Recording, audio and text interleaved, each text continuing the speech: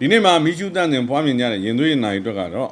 မဟာဘုတ်ဗေဒနိယတောက်ကြနေဝါအဓိပတိဝါသာသာရှင်များဖြစ်ကြပါတယ်အဓိပတိသဘောတရားအတိုင်းအားလုံးကအာကိုရသူအဓိကကြသူယုံကြည်ရသူဖြစ်ပါလိမ့်မယ်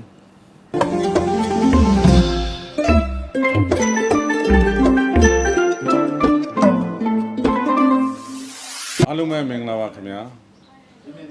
ဒီစီစဉ်ကိုဗေဒင်ရရမီဒီယာကစီစဉ်တင်ဆက်ပြီးတော့အောင်ထူးစမ်းဗေဒင်ရရကန်းကအဓိကအကူအညီပံ့ပိုးပေးထားတာဖြစ်ပါတယ်ခင်ဗျာကျွန်တော်တို့ရဲ့အောင်ထူးစမ်းဗေဒင်ရရကန်းကိုဗေဒင်မေးမြန်းမယ်ဆိုရင်တော့ဖုန်းနံပါတ်3994236634 3998931135တို့ကိုတရက်ကြိုတင်တယ်လီဖုန်းဆက်သွယ်ပြီးမှလာရောက်ဗေဒင်မေးမြန်းနိုင်ပါတယ်ခင်ဗျာဗေဒင်ဟောင်းကန်းကတော့ရန်ကုန်မြို့မဟာဝိဇ္ဇာဖျားကြီးပရဝဏ်က9ကန်နာအနီးမှာဖွင့်လှစ်ထားပါတယ်ခင်ဗျာနေ့စဉ်နနက်10:00နာရီကနေညနေ4:00နာရီအထိကျွန်တော်ဗေဒင်ဟောကန်ဖွင့်တဲ့အချိန်ဖြစ်ပါတယ်ခင်ဗျာဒီနေ့က2016ခုနှစ်ဩဂတ်လ14ရက်တောက်ကြနေ့နူမနိုလောဂျီကဏ္ဍဗေဒင်ရ9ရက်သားမီးတို့အတွက်9ကဏ္ဍလွှမ်းမိုးမှုရရှိတဲ့နေ့ဖြစ်တယ်ရရစာနဲ့တိုက်ဆိုင်တာဖြစ်တဲ့အတွက်ပြောစကားတွေအောင်မြင်မဲ့နေ့နဲ့ဖြစ်တယ်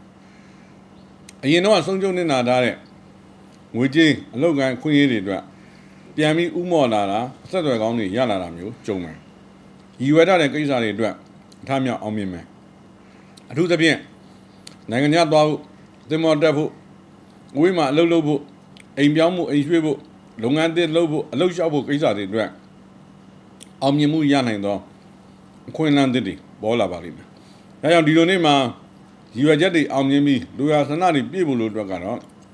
ဤတတ်တဲ့ဘုရားစီရဲ့တောက်ကြတောင်းမှာတပြေညွန့်ကိုညွန့်မနက်စောစောလူပြီးဒီနေ့အတွက်လူသောကိစ္စများဆူတောင်းလိုက်ကြပါခင်ဗျာ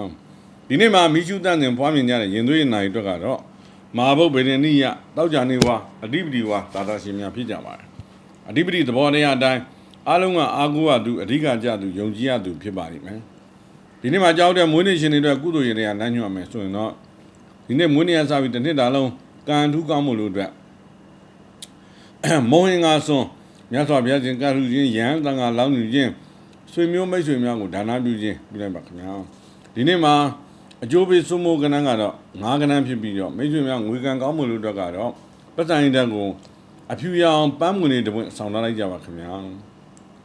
ဈေးကောလက်ကောရရအဖြစ်ကတော့စိုင်းရှိတတ်တဲ့မျက်နှာမူရင်းနွမ်းလို့တောက်ဝေးဈေးရောင်ကောင်းမှုဆူတောင်းလိုက်ပါခင်ဗျာအယောင်ထိုင်နေတဲ့ကုန်ပစ္စည်းတွေအယောင်တွက်သွားဖို့အတွက်ကတော့ခဲတံလေးတစ်ချောင်းနဲ့တို့ပြီးခောက်ပြီးရိုက်ပြီးဆူတောင်းလိုက်ုံနဲ့တိတိတသာအယောင်တွက်အယောင်ထွက်သွားပါလိမ့်မယ်အမှုကြုံနေတဲ့သူရှိရဆိုရင်တော့အမှုကြုံနေတဲ့သူရဲ့အမိကိုရွှေဖြောင်သီးတစ်လုံးမှရေးပြီးတီလာရှင်ဆရာလေးကိုလှူဒန်းလိုက်ပါခင်ဗျာကျမကြီးညနေရဲ့သူတွေအတွက်လက်စာဖြစ်ကတော့ဒီလိုနေ့မှာတရားနဲ့ငယ်စားရင်မိမိကျမ်းမာဖို့အတွက်ဆူတောင်းလိုက်ပါခင်ဗျာအချင်းမြတ်တိုင်းအိမ်တော်ရင်အစဉ်ပြေဖို့လို့အတွက်ကတော့ယနေ့မှာအချိုရင်နှစ်ခွက်မြတ်စွာဘုရားရှင်ကိုလှူဒန်းလိုက်ပါခင်ဗျာဒီစီစဉ်ကိုစင်သက်မြတ်စောင့်မျှော်ကြည့်ရှုနေတဲ့ခொနည်းသားများအားလုံးကိုစိတ်နှပြကျမ်းမာချမ်းသာကြပါစေခင်ဗျာလူရဆန္ဒပြည့်ကြပါစေခင်ဗျာ